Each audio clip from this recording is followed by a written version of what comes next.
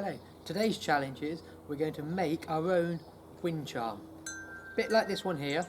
I'm actually going to make a couple of spare parts to fix this one, as well as making one from scratch to help show you for the demonstration. First part we're going to make is that top wooden section. I've already got two pre-cut pieces of wood here.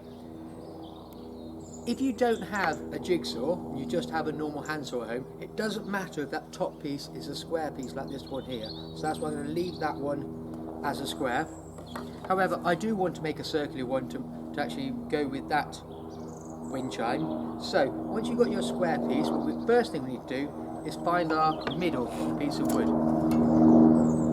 So put your ruler from corner to corner. Yourself a little mark, do the same from the other corner.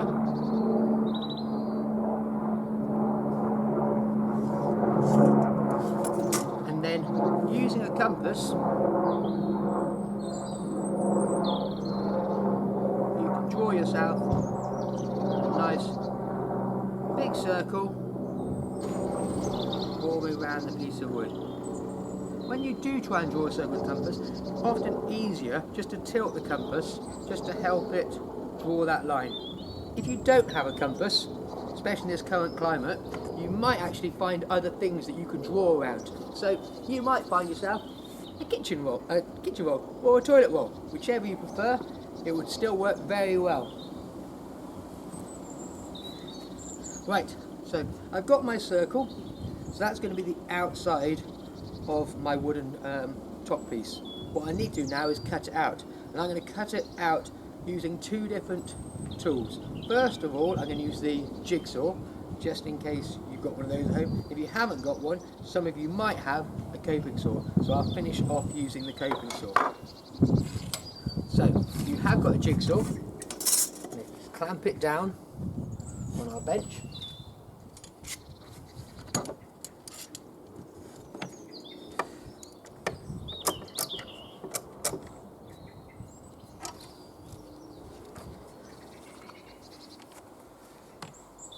Remember when you're using the jigsaw to keep that table nice and flat on your piece of wood. Press the trigger.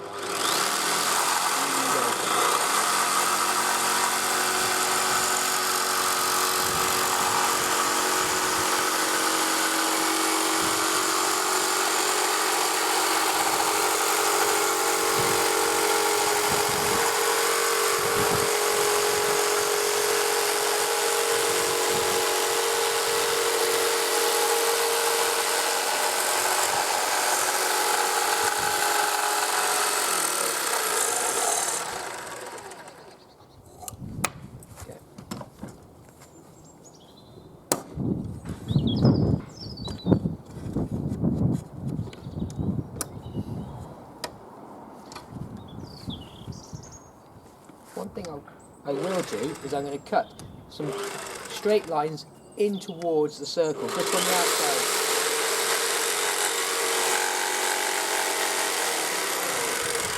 I'm just drilling in from the corners.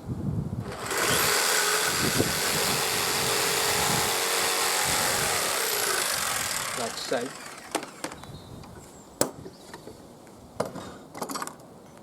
You can saw those lines using a normal handsaw. It doesn't have to be done with a jigsaw. You'll see why I've done that in a minute when it comes to using the coping saw. So I'm actually going to have this facing me.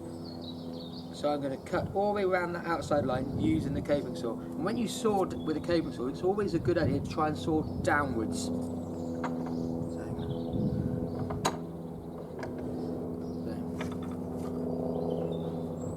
There's my line. I'm going to saw down to a little cut line where I've done with the jigsaw earlier. When you're sawing with a coping saw, it's important to keep that blade horizontal. So try and keep your arm in a nice gentle fashion going backwards and forwards. Don't wiggle your elbow, because that will make the saw do funny things. As you're sawing, just roll your wrist nice and gradually to follow that line.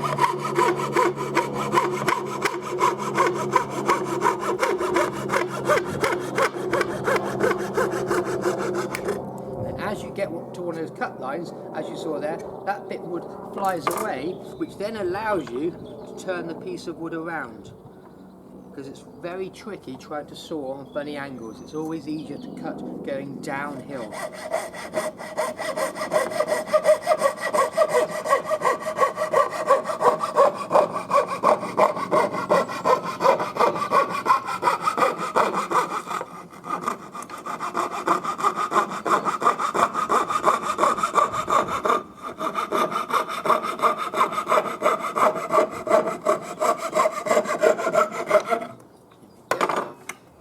Last little bit.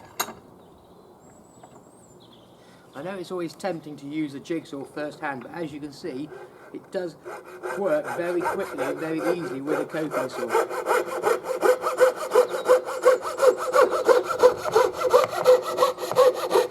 You'll notice when I'm sawing with a coping saw, I'm doing nice long strokes. I'm not being hyperactive and doing lots of short, quick strokes.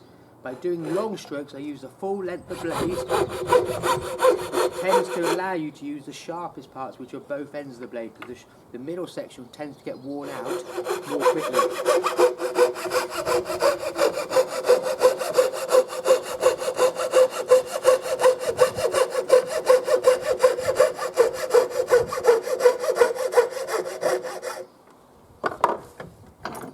There we go. Right. I'm just going to use my file just to take off any rough edges. Just work it around. Remember when you're filing to go into the wood, we don't drag the file backwards, we don't want to block the file, we don't want to block those little teeth on there, and we don't want to rip the wood at the same time. So you just always go into the piece of wood.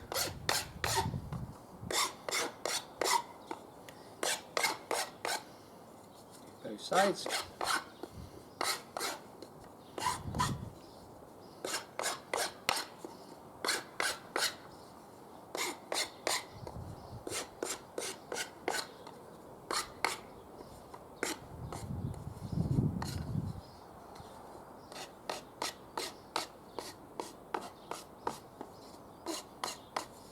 And there we go. What I do want to do now is just mark another circle inside of there where all of my poles are going to hang from. As you can see here, with the string going up inside the piece of wood, so it's not on the outside. It's about a finger width away from the edge of the piece of wood.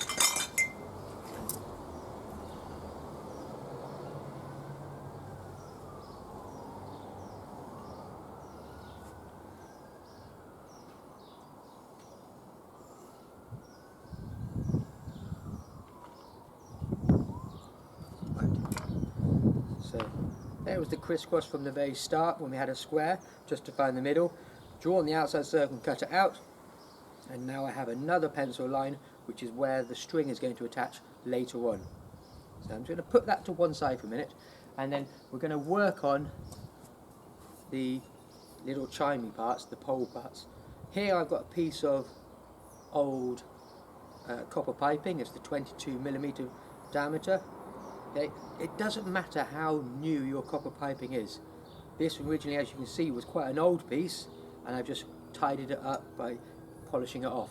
I'll show you how to do that in a minute. But first, we need to get it cut into 2 equal parts.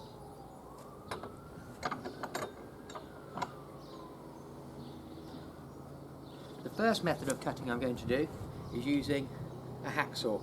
Okay. With a hacksaw, just like a handsaw, tend to have the teeth pointing towards the tip of the saw, so the main cutting action going forward. So just like a handsaw, let's drag it back 3 times to give ourselves a groove. Once you've got a groove, you can move your hand away, and then we can start doing nice, gentle sawing action. We want to do nice long strokes, use as much of that blade as possible.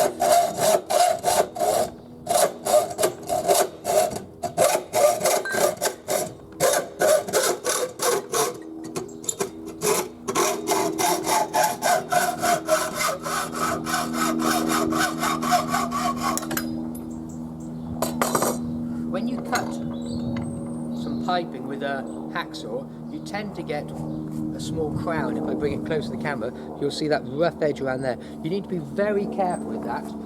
So that's why I've got my file again. I'm just going to file those rough edges off. You don't want getting any metal splinters from those pieces of metal. They're very painful.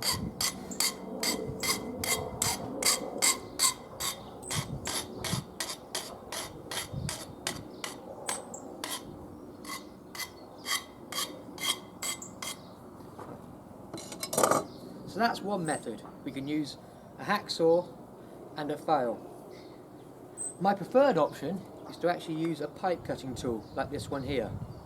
And then with a pipe cutting tool, you've got a very sharp blade there which just pushes against the pipe, and these rollers here help turn the pipe within this little device. So all we've got to do, push it onto our pipe like so, and then just turn. Beauty of using one of these is, it's, as you can see, it's quite easy, and we end up with a much cleaner cut at the end.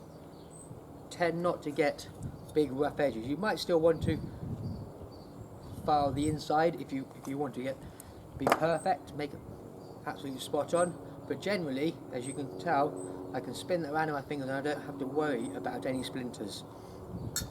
Right. Like I mentioned earlier, some of you might have an old piece of pipe rather than buying a brand new piece. The way you tidy up a piece of copper piping is just to use a piece of wire wool. And all you've got to do, get a nice big chunk like I've got here and just rub it. I tend to do it in a spiral fashion. By doing that, actually goes with the grain, because believe it or not, there is a slight grain with this copper. It just helps to keep the pattern natural. And as you can see, there we go, a nice shiny piece of copper. You don't need to tell your parents to go out and buy you some copper. You can often find it, especially if you go around on building sites and go and have a look. And you might find some in a skip where if a workman's doing some DIY, they might have been ripping out some old copper piping from a boiler, and then you can pick up some that way.